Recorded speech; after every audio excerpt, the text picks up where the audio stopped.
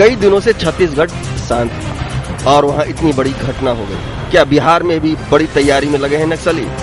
इसका जवाब सरकार का खुफिया विभाग बेहतर दे सकता है। इधर बीजेपी के प्रवक्ता ने कहा है कि घटना नहीं भी हो रही है तब भी गंभीर रहे सरकार। उन्होंने इस्लामी और वाम आतंक को एक चश्मे से देखा है।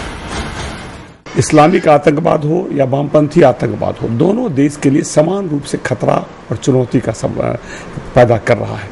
यह मूल रूप से गृह मंत्रालय का मामला है, किसी एक राज्य का मामला नहीं। लेकिन एकाएक इतना बड़ा घटना कर देना, तो इसलिए इसको छोटे रूप में नहीं लेना चाहिए। यदि घटना नहीं भी हो रहा है तो सरकार को बड़ी गंभीरता से लेना चाहिए इस समस्या को।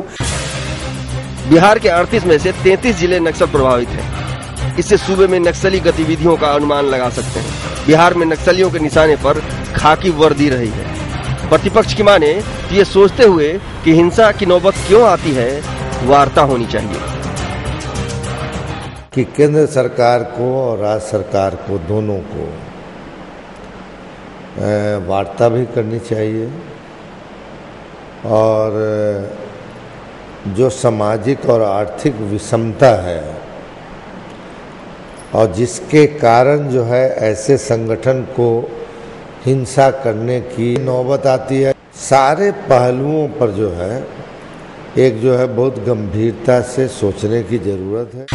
बिहार में नीतीश सरकार ने भूमि सुधार आयोग की सिफारिश लागू नहीं की और जमीन गैर बराबरी की बड़ी वजह रही है बिहार में।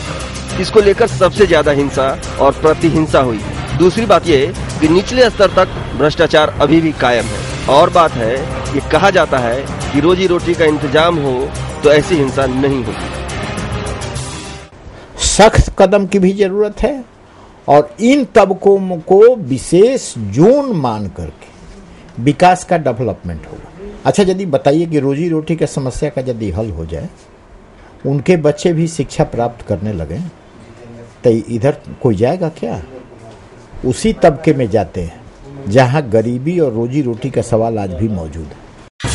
छत्तीसगढ़ की घटना की चारों ओर निंदा हो रही है और हिंसा को जायज ठहराया भी नहीं जा सकता।